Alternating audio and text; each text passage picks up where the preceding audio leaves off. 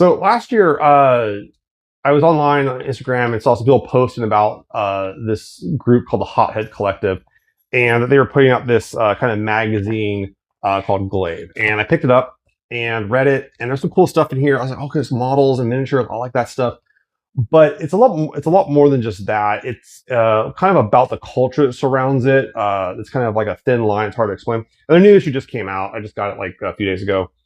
Um, and the issue one, though, is what really inspired me to go back to Mordheim. So I think I've mentioned I was working at a game store in the 90s, and Mordheim came out when I was working there, and I was the only guy in the store that actually painted his miniatures. I actually had time to do it, so I painted at Mordheim, and we played a bunch of the store. We had a ton of Warhammer Fantasy models at the store that we could never sell. No one cared about Warhammer Fantasy at the time.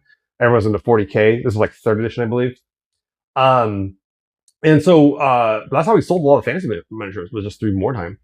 And we had fun playing it. I remember having like a kid as young as like 9 was buying stuff to play it. You know, all right, cool. But this kind of inspired me to try to rebuild the kind of kit bash version of it, because you can't really buy it anymore. Unless you would pay hundreds of dollars for like old miniatures and everything.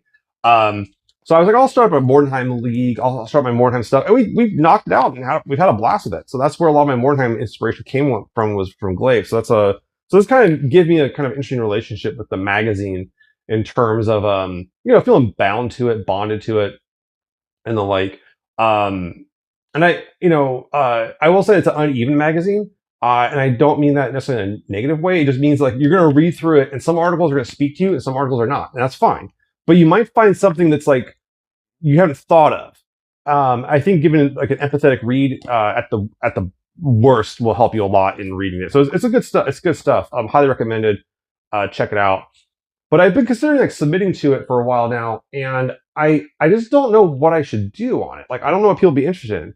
I have the stuff that I'm interested in, but it's so many things. I want to hear from you guys. Like, what would you want me to talk about in like an article for a magazine like this? Like, would you want me to talk about trying to like resurrecting Mordheim from nothing?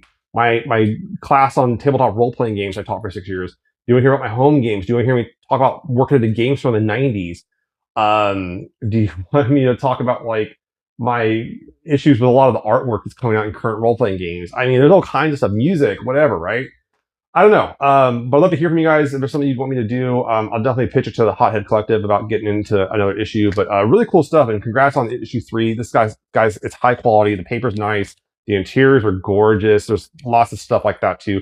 Uneven, I think, is a great way to describe it, and in the best way. All right, y'all have a good day.